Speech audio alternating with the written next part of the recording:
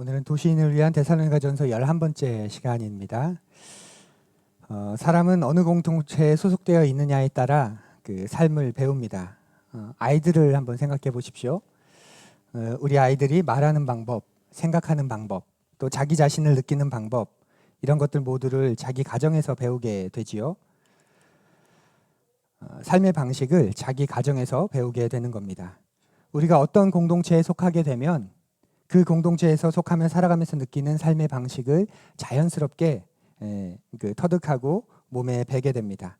남자 청년 같은 경우 집에서 어리광 부리던 아들이었는데 군대 가더니 제법 늠름한 남자가 장병이 되지요. 물론 제대하면 원래대로 다시 돌아가기도 하지만 그렇게 속한 곳에서 삶을 배웁니다. 이렇게 어떤 집단에 속하면 그 집단에 맞는 삶의 양식을 좋든 싫든 배우게 되는 거죠. 교회도 마찬가지입니다. 교회를 다닌다는 건 그 교회의 교인이 된다는 겁니다. 그 공동체 안으로 들어간다는 거죠.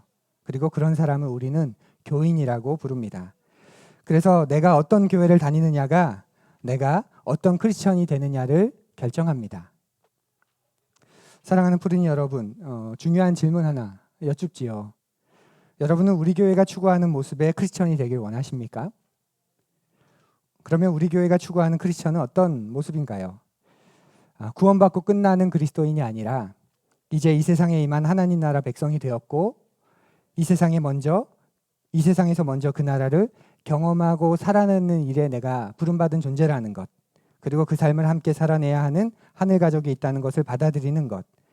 그래서 나의 삶이 이 세상이 말하는 삶의 양식을 거부하고 분별하고 거절하면서 말 그대로 순례자, 나그네, 이방인, 몸은 이 세상을 살고 있지만 신분은 이 세상에 속하지 않은 하나님 나라 백성이라는 것, 그것이 우리가 추구하는, 우리 교회가 추구하는 크리스천의 모습, 그리스도인의 모습입니다.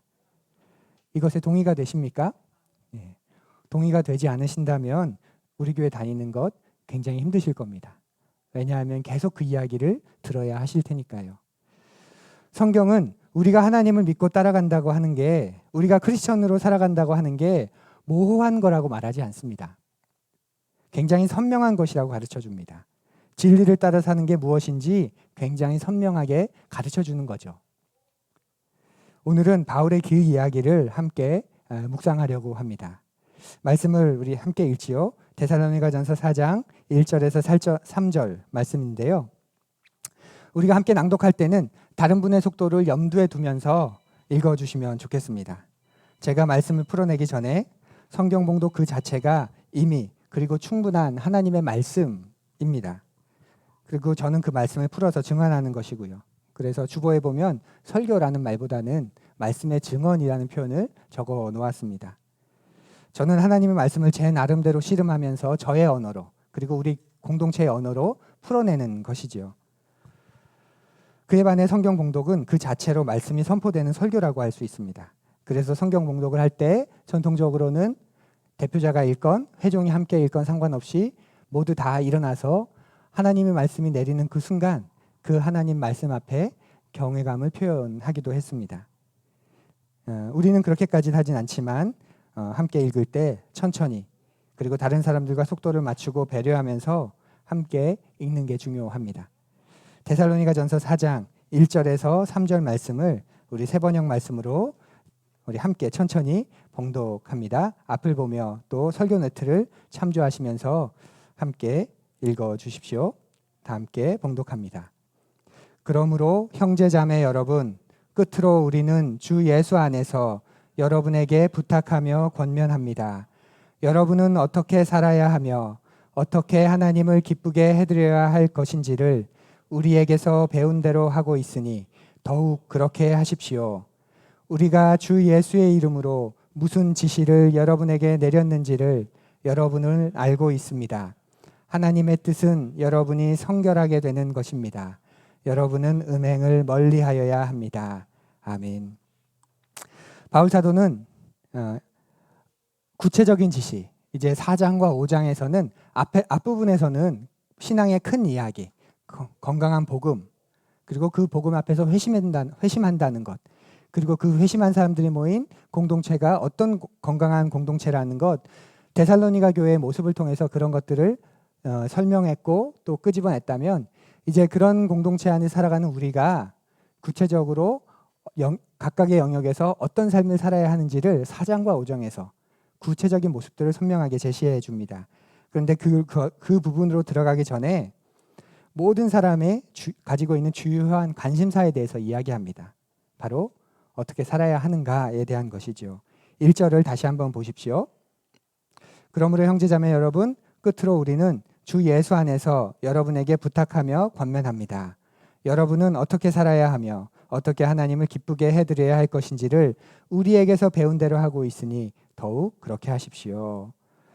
여기서 바울 사도가 중요한 말을 하지요. 어떻게 살아야 하며 어떻게 살아야 하는가. 이건 모든 사람이 던지는 질문입니다. 인생을 포기한 사람이 아니라면 그래서 내 인생 소망 없어. 그냥 냅둬. 대충 살 거야. 그렇게 인생을 포기한 사람이 아니라면 누구나가 가지고 있는 삶에서 가장 중요한 질문입니다. 난 어떻게 살아야 할까? 어떻게 사는 게 맞는 걸까? 어떻게 사는 것이 최선을 다해 사는 걸까? 내가 마땅히 살아야 하는 삶은 어떤 삶일까? 이것은 모두가 하는 자신의 인생에 대해 하는 질문입니다. 이 질문이 그치는 순간 삶은 위험해집니다. 우리 가교 모임 중에서 한 분이 종종 아내분에게 그렇게 묻는다고 하시더라고요. 여보, 내가 지금 잘 살고 있는 건가? 이렇게 자주 여쭙는다고 해요. 그 질문을 우리가 가지고 있는 한, 내가 그 질문을 의식하고 주변 사람에게 그런 질문을 묻을 수 있는 한 우리의 삶은 위험해지지 않을 겁니다. 이렇게 어떻게 살아야 하는가, 이것이 보편적인 질문이라면 하나님께 속한 사람들, 그래서 하나님 나라 백성으로 이 세상을 사는 사람들은 이 질문과 똑같은 무게에, 똑같은 의미의 또 다른 질문을 던지며 살아갑니다. 함께 한번, 오늘은 이게 잘 안 먹히네요. 이 박스 안에 있는 걸 같이 읽어보시죠. 어떻게 하나님을 기쁘게 해드려야 할 것인가? 하나님 나라 백성인 우리에게는 이 두 질문이 같은 의미라는 거죠. 어떻게 살아야 하는가? 이것과 같은 말이 어떻게 하나님을 기쁘시게 해드려야 하는가? 우리는 이 두 가지 질문에 간격이 없어야 합니다. 어떻게 살아야 하는 거 따로, 어떻게 하나님을 기쁘시게 할 것인가 따로, 이렇게 구분되지 않는 거죠. 간격이 없습니다.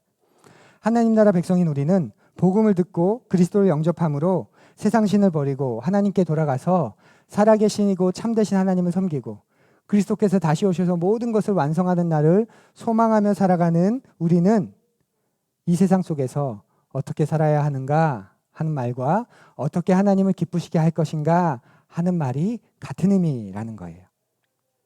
여러분이 어떤 존재인지를 아주 쉽게 정의해 드려보겠습니다.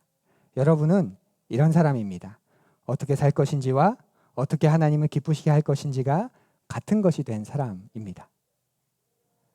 나는 어떻게 살 것인지와 어떻게 하나님을 기쁘시게 할 것인지가 같은 것이 된 사람이다. 어떻게 사는 걸까? 어떻게 살아야 할까? 잘 살고 있을까? 그 질문이 여러분이 찾아올 때 똑같은 의미의 다른 질문으로 바꿔보십시오. 어떻게 하나님을 기쁘시게 하고 있는가? 어떻게 하나님을 내가 기쁘시게 할까? 그러면 조금은 더 막막했던 게 구체적이 되고 선명해지고, 내가 하나님을 이렇게 기쁘시게 하려고 애쓰고 있고 노력하고 있고 또 하나님이 지금 내 삶을 이렇게 인정하고 기뻐하고 있으니 내가 잘 살고 있구나. 그런 담대함, 그런 하늘의 평안이 여러분에게 임하실 겁니다. 이 질문을 놓쳐버리면 어떻게 살 것인지 그것만 가지고 살아가다 보면 세상 사람들이 사는 모습 앞에서 상대적으로 비교하면서 여러분이 살아갈 수도 있습니다. 이 두 가지에 간격이 없이 살아가는 여러분 되시기를 바랍니다. 우리가 믿는 복음, 우리 하나님 나라의 복음이 바로 이것입니다. 전에는 자기를 위해 살았고 자기의 명예를 위해 살았는데, 자기의 인정을 위해 살았는데, 자기의 유익을 위해서 살았는데, 그러니까 내가 중심이고 주인이었던 사람들이었는데 하나님이 중심이 되고 하나님이 주인이 되고 나니까 이제는 하나님을 위해 살고 하나님의 명예를 위해 살고 하나님의 뜻을 따라서 사는 사람으로 바뀌게 되는 것, 그리고 그런 삶을 살 수 있도록 우리를 이끌어 주시는 분이 바로 하나님인 것, 이게 하나님 나라 복음이 우리에게 준 선물입니다. 그러니 이 복음을 받아들인 사람은 소위 말하는 코페르니쿠스적 혁명 같은 삶의 전환점을 경험하게 되지요. 내가 중심이고 모든 것이 나를 중심으로 돈다고 생각했던 사람이 일종의 천동설적인 세계관을 가지고 인생관을 가지고 살아가던 사람들이 지동설적인 인생관으로 바뀌게 되는 겁니다. 아, 나는 태양을 중심으로 도는 존재지 나를 중심으로 모든 것이 도는 것이 아니구나 라는 걸 깨닫게 되는 거죠. 천동설에서 지동설로 바뀌는 그 영혼에 이런 급진적인 변화가 일어나게 되는 겁니다. 그리고 삶은 평생에 걸쳐서 그 진리를 살아내기 시작합니다. 지금까지는 어떻게 살 것인가 라는 이 말이 어떻게 나를 기쁘게 할까? 어떻게 다른 사람보다 좀 나을까? 라는 데 초점이 맞춰졌다면 이제부터는 어떻게 하면 하나님을 기쁘시게 할까? 로 인생이 바뀌기 시작하는 거지요. 그렇게 보면 인간은 본질적으로 누군가를 기쁘게 하기를 원하는 존재인 것 같아요. 그게 나이건 나밖에 다른 존재인 것 말이죠. 어린 아이들이 부모에게 바라는 게 있습니다. 뭘까요? 부모의 칭찬, 인정입니다. 그걸 갈망하지요. 그래서 부모가 건강하게 칭찬을 해주고 인정을 해주면 아이들의 자아가 건강해집니다.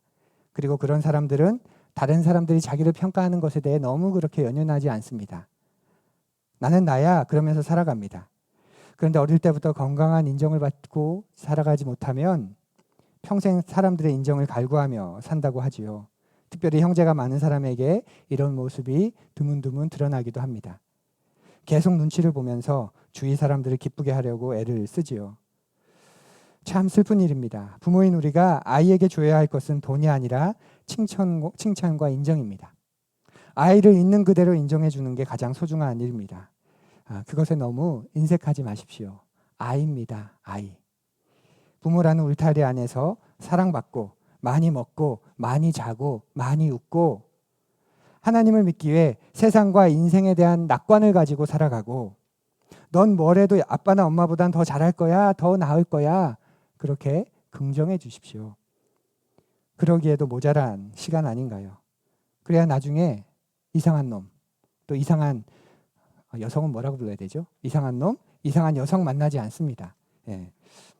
평생 사랑 못 받고 인정 못 받고 살았는데 그러다가 이상한 놈이 나타나서 너 최고야 해주니까 내게 갈급했던 그 부분을 인정해 준다고 홀딱 빼앗겨서 나타나면 우리 식음을 전폐하고 40일 금식기도 할지도 모릅니다. 다른 사람을 기쁘게 해서 인정을 받으려는 마음의 배후에는 근본적으로 자기를 기쁘게 하려는 모습이 들어 있습니다. 다른 사람에게 인정받으면 내가 인정받는 것 같아서 내가 기쁜 거죠. 결국 다른 사람에게 그렇게 잘 보이려고 애를 쓰는 것도 자기를 위한 것입니다. 주위를 보십시오. 많은 사람들이 그렇게 삽니다. 대다수가 그렇게 살아갑니다. 그런데 그런 우리가 이제는 하나님을 기쁘시게 하는 거예요. 그리고 하나님을 기쁘시게 했더니 내 안에 참 기쁨이, 내가 세상에서는 경험할 수 없었던 진실된 기쁨이 샘솟게 되는 것이죠. 내가 종속되는 게 아니라 자유해지고 내가 굴종적이 되는 게 아니라 충만해지는 겁니다. 그리고 내 속에 내가 다 알지 못하는 기쁨들을 맛보게 되는 겁니다. 제가 여러 번 말씀드렸죠. 기독교를 잘못 이해하는 분들은 하나님을 기쁘시게 하면 자기의 인생이 피곤해지고 자기의 인생이 불행해진다고 생각합니다. 하나님을 기뻐하면, 하나님을 기쁘시게 해드리면 내가 손해보고 인생의 기쁨이 사라지고 삶이 종교적이 되어서 재미없어진다고 여기는 거죠. 심지어는 그렇게 가르치는 사람도 있습니다. 그런데 아닙니다. 아니에요. 하나님을 기쁘시게 하면 내 속에 있던 모호하고 그림자 같고 선명하지 않던 그런 기쁨들이 진짜 기쁨으로 바뀌게 되는 거죠. 하나님을 기뻐한다고, 하나님 앞에 내 삶을 드린다고 하나님이 여러분들어 전 재산을 헌금하라고 하지 않습니다. 여러분들을 아프리카로 선교사로 가라고 하지 않아요. 내 삶을 드리면 그분이 내가 모호하게 놓치고 있었던 그런 부분들을 발견하게 도와주십니다. 하지만 내가 기쁘려고 하나님을 기쁘게 하는 건 그럴 때 아니지요. 우리가 하나님을 기쁘시게 하는 건 내가 기쁘기 위함이 아니라 절대적인 목적입니다. 그리고 그렇게 하나님을 기쁘시게 하다 보니까 우리의 삶에 놀라운 기쁨이 우리에게 오는 것이기도 하지요. 바울은 이것이 그리스도인의 삶이라고 말하고 있습니다. 어떻게 살 것인가? 어떻게 하나님을 기쁘시게 할 것인가? 이 두 가지에 간격이 없는 사람, 이 두 가지가 하나가 된 사람, 그것이 그리스도인이다. 하나님 나라 복음을 가지고 이 세상을 살아가는 참된 그분의 제자다라고 말합니다. 그러면 어떻게 해야 우리가 하나님을 기쁘시게 할 수 있을까요? 3절에서 바울이 바로 이야기합니다. 3절 말씀 우리 함께 읽습니다. 하나님의 뜻은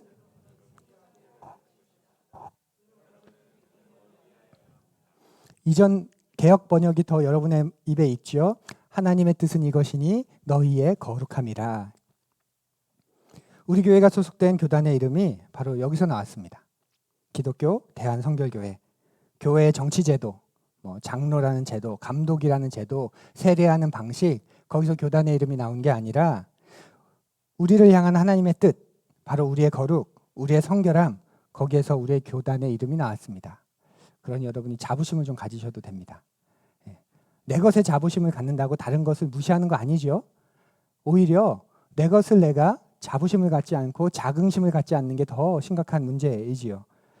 기독교 대한성결교회 그리고 푸른교회, 여러분이 그리스도 안에서 충분히 자부심과 자긍심을 가지셔도 됩니다. 아무도 갑자기 뻘쭘해지는데, 하나님의 뜻이 이것입니다. 우리의 거룩함, 여러분의 성결함. 그런데 많은 사람들이 거룩해진다는 걸 또 오해하죠. 특히 거룩해진다는 걸 굉장히 종교적이 된다는 것으로 오해합니다. 거룩해진다는 건 엄숙해지고 근엄해지고 목소리도 묵직해지고 말끝에는 주님, 은혜, 아멘, 할렐루야 이런 말을 꼭 붙여야 될 것 같고, 감정 표현도 잘 안 하고 눈에는 비장감이 깃들고 인생의 재미를 다 포기하는 것처럼 살아가는 것, 그것을 거룩이라고 생각합니다. 그래서 거룩해지는 건 TV를 안 보는 것, 드라마 같은 것 안 보는 것, 혹시 보더라도 보면서 깔깔거리면서 웃지 않는 것, 이런 것들을 거룩한 모습이라고 오해합니다. 거룩함이 그런 것인가요? 여러분은 거룩함을 무엇이라고 생각하십니까? 성경이 가르쳐주는 거룩함이 뭡니까? 하나님의 뜻이 우리의 거룩함인데 우리가 성결해지는 건데, 성경이 말하는 거룩함, 성결함은 뭘까요? 바로 하나님을 닮는 것이죠. 거룩함이란 하나님을 닮는 겁니다. 우리 인간은 하나님의 형상을 따라 지음을 받았습니다.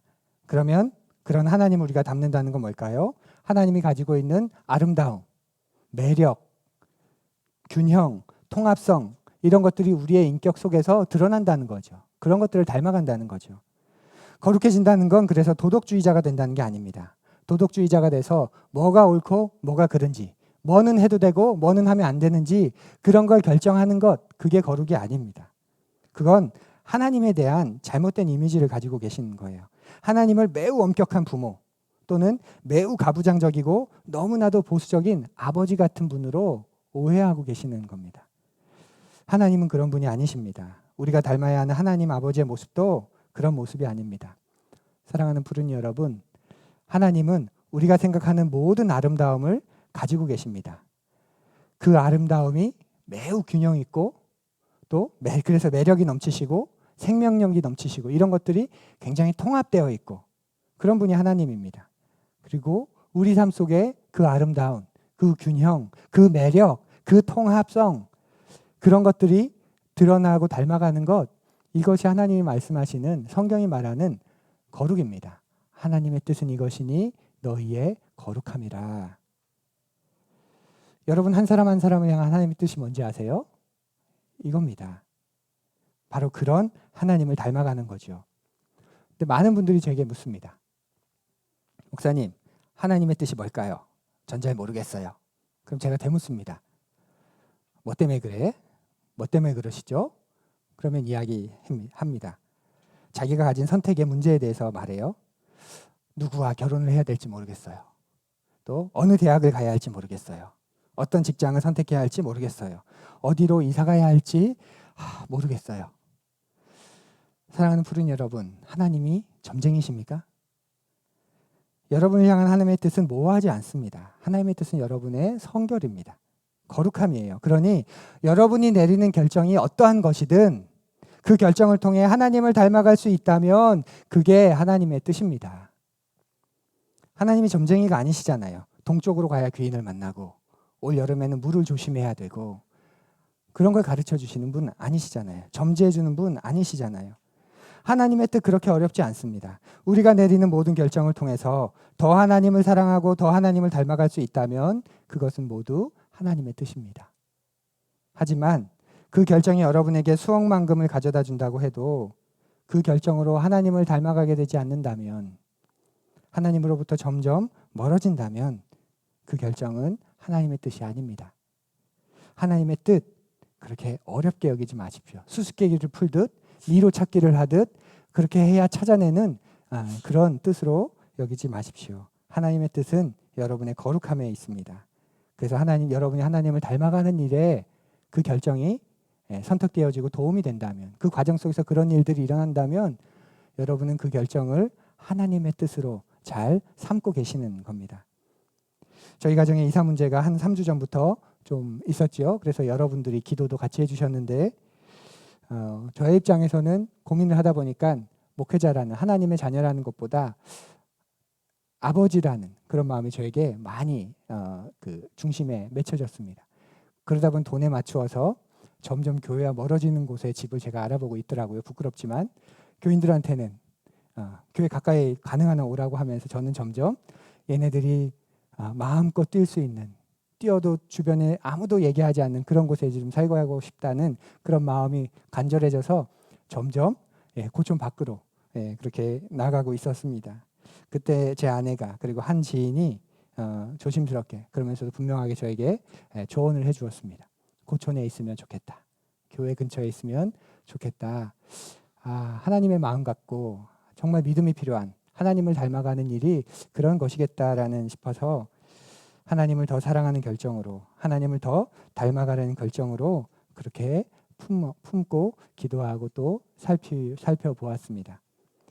그 속에서 제 안에, 제 마음속에 또 다른 견고함, 또 다른 그런 평안함이 있게 되었고, 하나님을 닮아간다는 게, 하나님을 기뻐한다는 게 이렇게 즐거운 일이구나 하는 걸 짧은 시간이지만 경험하게 됐고, 저희 교회 이제 바로 집 앞에 있으니, 교회 바로 앞에 저희 집이 이제 생겼으니까 자주 놀러 오시고 지나가다가 한 번씩 들리셔도 됩니다.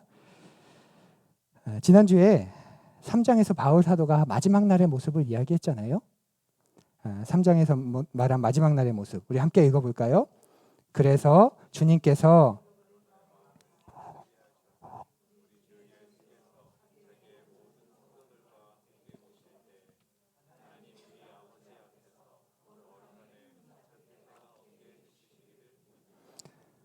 아주 분명하게 말하죠. 마지막 날에 그 거룩함에 흠잘 필 데가 없는 그 수준까지 완성되어 가고 빚어져 가는 것, 우리가 이 세상에서 거룩함을 맛보기 시작했고 그리스도를 만남으로 하나님 나라 백성이 됨으로 그 삶을 맛보기 시작했고, 그렇게 맛본 삶을 함께 서로 격려하면서 깊이 경험해 나가다가 온전해져 가다가 주님이 오실 때 그 거룩함에 대해서 흠 잡힐 데가 없는, 흠결이 없는 상태까지 이르게 되는 것, 그것이 하나님의 뜻이다 아주 분명하게 말합니다.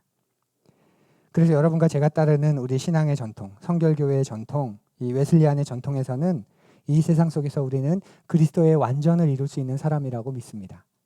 여기서 말하는 완전은 천사 같은 완전이 아니라, 천사 같은 완전은 다시 오시는 그 그리스도 앞에서 하나님 나라에서 완성되지만, 이 세상에서 우리가 꿈꾸는 완전은 우리가 하나님을 닮아가서 우리 안에 적어도 자의적으로 육신을 가지고 있고 몸을 가지고 있기 때문에 허물과 연약함을 통해서 일어나는 것들은 우리가 어쩔 수 없지만, 그러나 적어도 내가 내 고의로, 내 자의로 악의적이고 반복적이고 지속적인 죄를 선택하는 그런 짓지 않는 수준의 완전함은 우리가 경험할 수 있다. 그리고 많은 신앙의 위인들이 그 위치까지 나아갔다는 걸 우리 전통에서 보고 있습니다.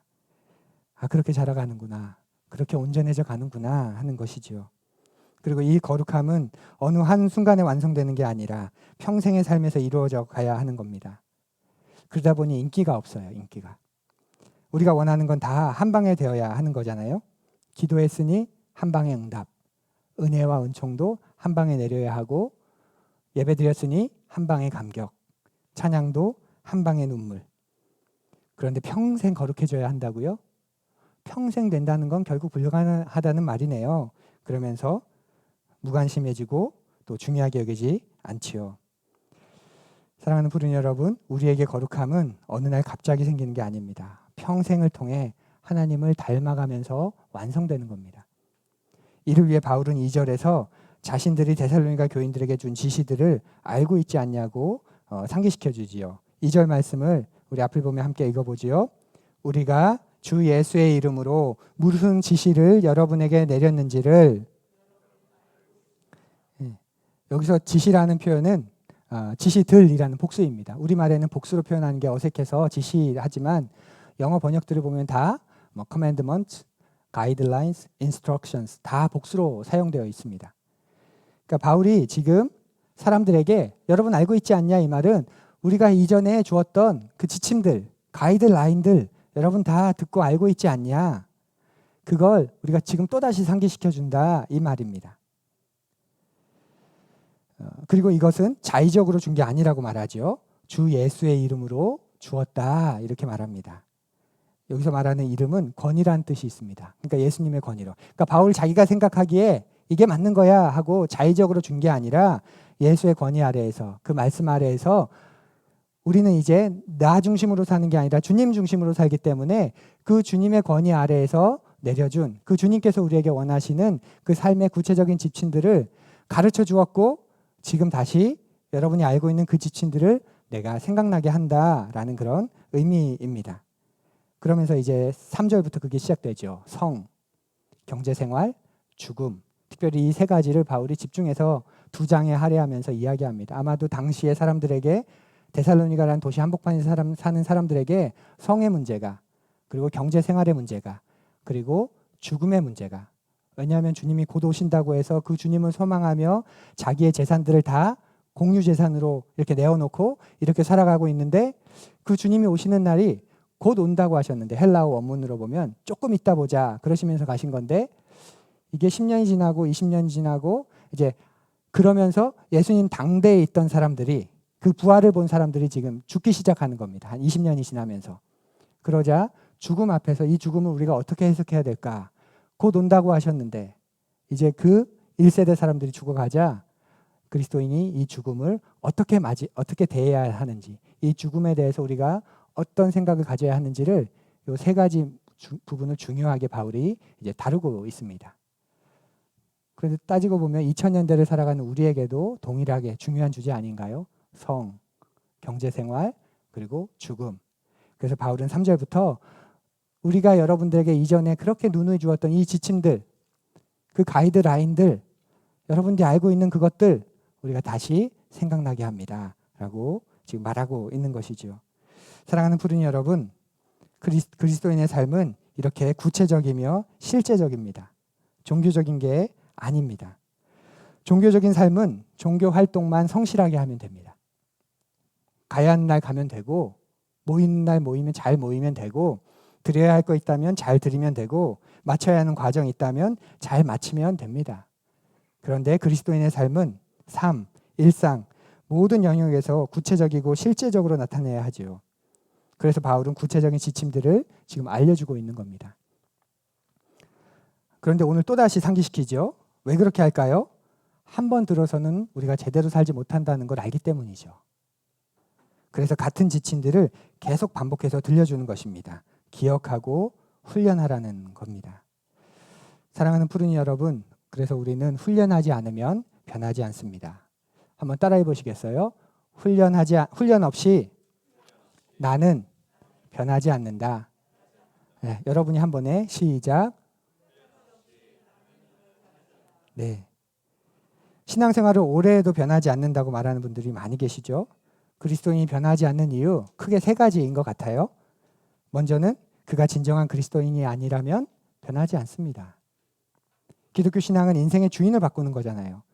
복음을 듣고 그 복음의 무게, 은혜, 영광이 압도돼서 다른 것이 없어도 그 복음 때문에 예수 그리스도를 내 인생의 주인으로 모셔드리지 않는다면 그 인생 변하지 않습니다. 교회만 다니는 교인이 되어서는 변하지 않습니다. 예배 드리는 것 정도가 변하겠지요. 삶이 변하지는 않습니다. 진정한 회심 없이는 진정한 변화가 없는 거죠. 그런데 신앙생활을 오래 했는데도 변하지 않는다면 그 이유는 복음의 진리를 제대로 이해하지 못하기 때문이죠.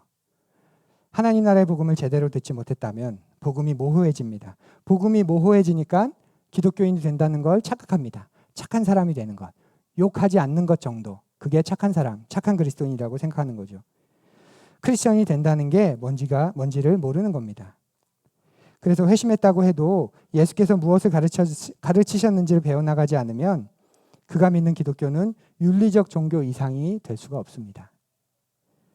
그런데 내가 하나님 나라 복음을 제대로 이해하고 받아들이고 내 인생의 주인도 분명하게 바꿨고 그런데도 내가 변하지 않는다면 그건 단순합니다. 훈련하지 않기 때문이죠. 진리를 실생활에서 연습하지 않으니까 변하지 않는 거예요. 진정으로 예수를 믿고 따르면 변할 수밖에 없는데 그런데도 변하지 않는다면 예수님을 모르거나 알더라도 모호하게 알거나 아니면 알아도 연습하거나 훈련하지 않으면 변하지 않습니다. 여기서 말하는 훈련이 뭘까요? 훈련은 이것입니다. 바로 자기에게 배어있는 이걸 좀 넘겨주시겠어요? 이미 자신에게 배어있는 습관을 새로운 습관으로 바꾸는 것이죠. 우리 함께 읽어보죠. 시작. 훈련이란 훈련한다 표현하는데 이게 훈련입니다. 지금까지 내가 하나님 없이 살았다면 하나님과 관계없이 살았다면 교회를 다녔더라도 세속적으로 살았다면 이미 내 몸, 내 마음, 내 기억, 내 정서, 내 내면, 감정에는 그런 것들과 관련된 습관들이 형성되어 있겠죠. 잘못된 습관들입니다. 그런데 내가 진리를 알게 되고 하나님을 새롭게 알게 됐다면 당연히 그리고 마땅히 내 몸과 마음과 정신과 영혼의 습관이 바뀌어야 되겠죠. 그런데 이미 굳어진 그 습관이 바뀌려면 뭐가 필요할까요? 훈련이 필요한 거죠. 교회를 오래 다녔는데도 자신은 안 변한다고 말하는 이유는 훈련하지 않기 때문입니다. 훈련을 안 하는 거예요. 교회만 다니면 은혜만 받으면 변하는 줄 아는 거죠. 일주일에 1시간 예배 드리고서 삶이 변한다? 인생이 바뀐다? 이 예배 한번 잘 드리면 삶이 새로워진다? 그럼 교회 대박 아닙니까? 대박? 일주일에 1시간에 삶이 변하는. 그럼 지금 넘쳐나야 되는데 교회가. 그죠? 넘쳐나지 않아요. 예배 한 번이 우리의 삶을 그렇게 바꾼다? 아닙니다. 그러면 아마 되물으실 겁니다. 그럼 목사님 우리가 드리는 이 예배는 뭡니까? 예배 의미 없는 겁니까? 아니요. 이 예배는 정신이 번쩍 드는 시간입니다. 정신만 번쩍 드는 시간이죠. 이렇게 살면 안 되는구나. 내가 이 삶을 놓치고 있었구나. 내가 이렇게까지 변해야 하는 거구나. 나처럼 살지 않고 전혀 다르게 사는 사람들도 있구나. 그렇게 정신이 번쩍 드는 시간이 예배입니다. 근데 문제는 1년 365일 교회에 와서 정신만 번쩍 들고 간다는 거예요. 그런 분은 아마 다음 주에도 정신만 번쩍 들고 가실 확률이 굉장히 높습니다. 우리가 어떻게 해야 될까요? 깨달은 내용으로 연습을 해야 되죠. 거둠의 기도 마지막에 그래서 여러분의 결단을 드리라고 하는 이유가 거기에 있습니다. 심적인 고백으로 끝나지 말고 내가 이렇게 하겠다. 내가 이렇게 해보겠다. 이제 이 말씀에 힘입어서 이 문제를 내가 이렇게 대하겠다. 이제 이 문제를 내가 매듭짓겠다. 그렇게 결단하는 거예요. 아이들이 어디 캠프나 어디 뭔가에 갔다 왔어요. 부모님 입장에서 갔다 와서 아이들에게 무엇이 변했는지, 뭐가 좋았는지 궁금하잖아요. 그래서 물어보잖아요. 어땠니? 아이들이 뭐라 그래요? 좋았어. 뭐가 좋았어? 다 좋았어. 이러고 자기 방으로 가지 않습니까? 하나님 앞에서, 말씀 앞에서 우리의 태도가 대부분 그러지 않습니까? 아, 감동적이었어. 참 좋았어. 맞아. 내게 울림이 있었어. 그러고 끝. 하나님이 물어보시는 것 같지 않으셔요? 오늘 말씀이 너에게 무슨 의미가 있니? 왜 그게 네 삶에 의미가 있다고 너는 생각하니? 그러면 어떻게 해볼래? 마치 부모가 자녀에게 뭐가 좋았어? 너한테는 어떤 의미야? 그렇게 물으면서 그 아이가 그걸 끄집어낼 때 그 감격, 그 기쁨, 그걸 느끼길 원하시는 것처럼 하나님도 우리에게 그걸 원하시지 않을까요? 그런데 오늘 예배 어땠어요? 은혜로웠어요. 좋았어요. 역시 우리 교회는 거기서 딱 정신만 번쩍 들고 그러면 삶이 변하지 않습니다. 그러니 하나님 앞에서 우리가 핑계치 못한다는 말이 분명한 사실이죠. 내가 은혜를 안 내려서가 아니야.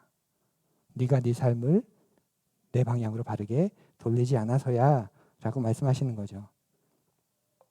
그래서 바울 사도가 이렇게 구체적으로 지침들을 전해주고 그걸 또다시 상기시켜주는 겁니다.